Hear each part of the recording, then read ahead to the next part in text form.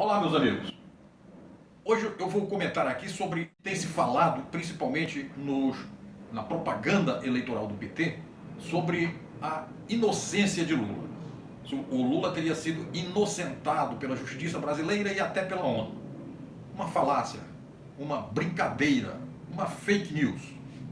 Lula cometeu os crimes, foi processado por isso, teve a oportunidade de se defender, contratou uma equipe dos melhores advogados do país e foi condenado num processo pelo juiz Sérgio Moro, lá na 13ª Vara da Justiça Federal em Curitiba, e em outro processo pela juíza Gabriela Hart, também lá na 13ª Vara. Ele recorreu ao Tribunal Superior, que fica em Porto Alegre. Foi condenado pelos 3 desembargadores que compunham a turma que estava julgando.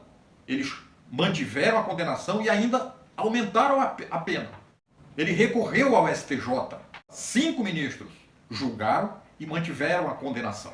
Ele foi preso, recolhido à Polícia Federal em Curitiba pelo fato de ter sido presidente da República, pela idade, etc. Não foi para um presídio. O que aconteceu foi que depois os seus amigos lá no STF, inicialmente por uma ação do ministro Fachin, descobriram, se deram conta, levantaram a lebre de que esse processo não poderia ter acontecido em Curitiba, deveria ter sido em Brasília. E aí, numa canetada só, cancelou todo o processo. Veja bem, cancelou o processo, não os crimes, não as provas apresentadas, não as delações premiadas realizadas.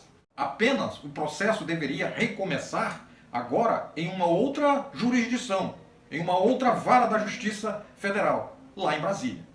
O detalhe é que quando tomaram essa atitude, já mais de 4 anos depois do crime, eles fizeram isso porque se deram conta de que, em função da idade do Lula, os crimes iriam prescrever.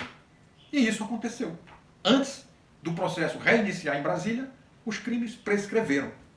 Não deixaram de acontecer, eles aconteceram. Hoje, o Lula é sim um criminoso os crimes prescreveram. Lula causou mal ao país? Sim. Causou prejuízo ao país? Sim. Só que ele não pode ser mais processado nem punido. Então Lula não foi inocentado. Isso é história para boi dormir.